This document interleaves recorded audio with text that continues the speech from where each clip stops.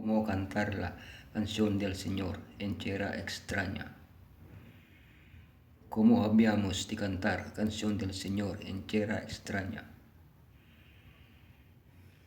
La fe bíblica implica a menudo tanto incertidumbre o suspenso como confianza o afirmación.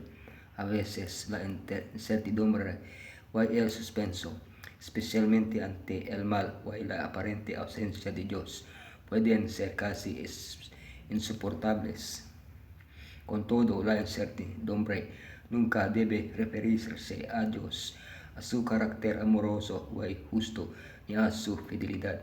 Los salmistas pueden tener dudas sobre el futuro, pero a menudo apelan al amor o la fidelidad inquebrantables de Dios.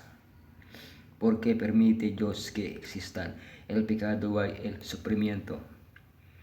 Porque permite Dios que sufran los inocentes. Porque Dios no pone fin a nuestro sufrimiento actual.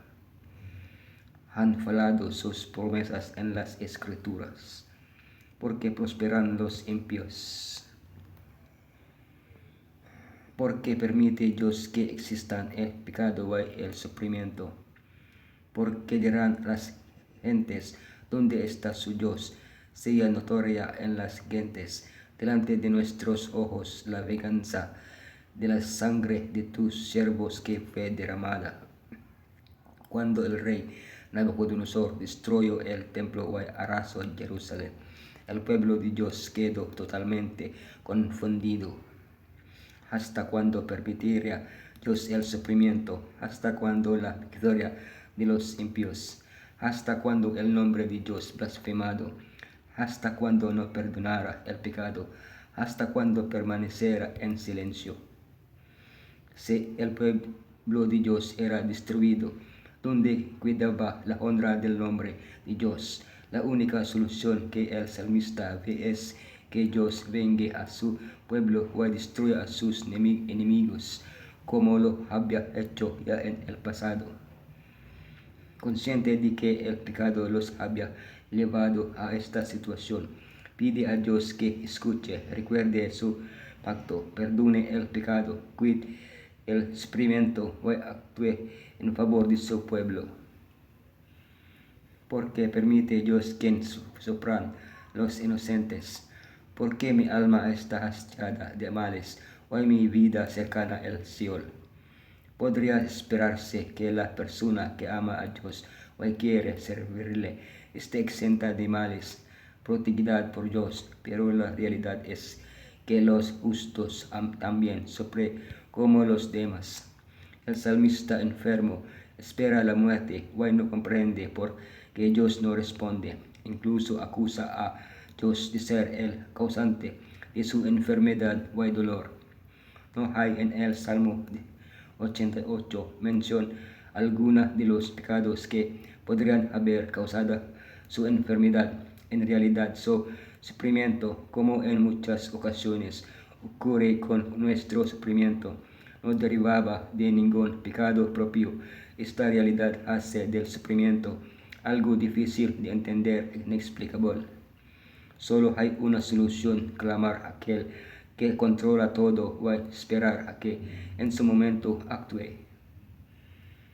Porque Dios no pone fin a nuestro sufrimiento actual.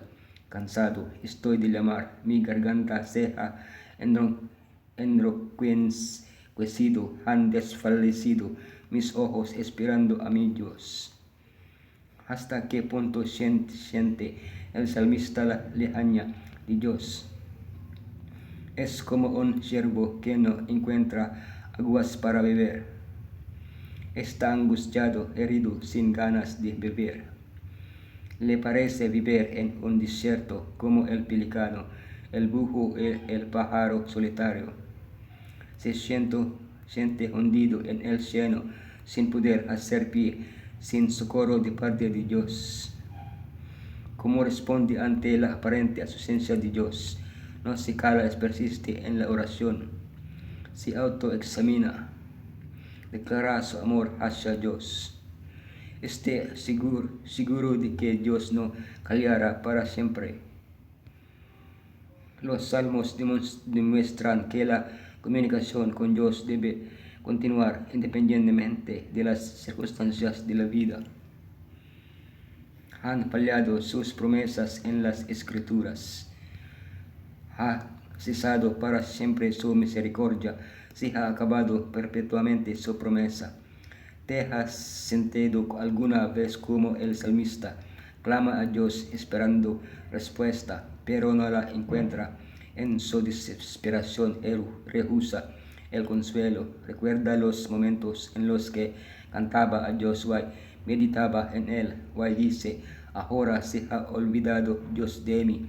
¿Dónde están sus promesas? La respuesta está en el pasado. Dios ha hecho maravillas ante las naciones. Abrió un camino en el mar, condujo a su pueblo por mano de Moisés y Aarón. Sin embargo, no todas sus acciones fueron obvias. En ocasiones actuó sin que se notase su mano. Tus pisadas no fueron conocidas. Si que se revele abiertamente o que permanezca oculto, Dios actúa, confiemos en él. Porque prosperan los impíos, porque tuve envidia de los arrogantes, viendo la prosperidad de los impíos. La teoría es que inocente se ha perdido, en donde han sido destruidos los rectos, como yo he visto. Los que harán iniquidad, siembran injuria, la llegan. Sin embargo, la realidad es otra. Muchos impíos prosperan, no sufren, aunque tienen a Dios apartado de sus vidas, pero los que buscan servir a Dios padecen, sufren. Seamos realistas, en este mundo la ley es debilitada, el juicio no sale según la verdad, por cuanto el impío asedia al justo, por eso sale torcida la justicia. Esto casi hizo resbalar los pies de Asa, pero cuando Dios condujo sus pasos al santuario, comprendió al fin. Debemos ver la prosperidad del impío en su verdadera perspectiva.